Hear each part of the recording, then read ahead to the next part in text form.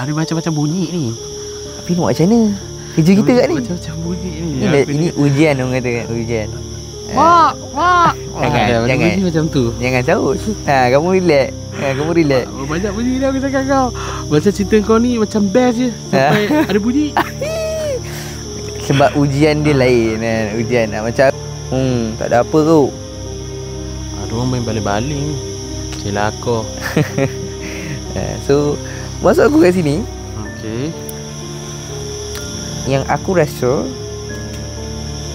aku tak puas hati. Aku rasa meremang. Kita kena fokus.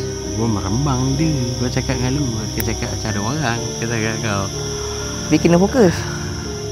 Cerita kita tak habis. Tapi kalau kau dalam keadaan merah, kau bagi tahu. Kau faham? Kau jangan biar aku macam gini Sebab aku ni apa? Aku badan kau. Kalau apa-apa aku payah. So aku perlukan fighter lah. Kau buat lah korok Indo tu. Kau senang.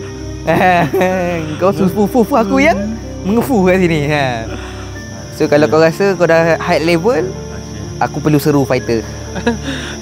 Kau faham kan? So kat sini kalau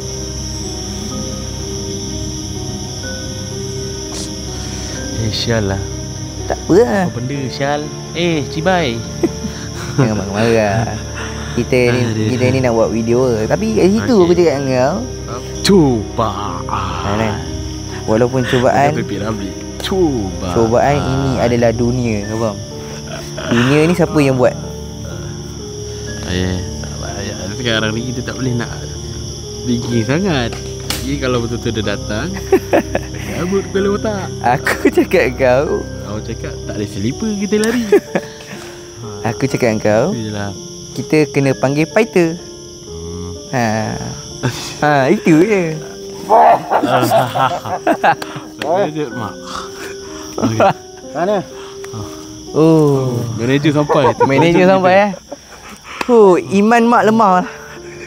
Iman mak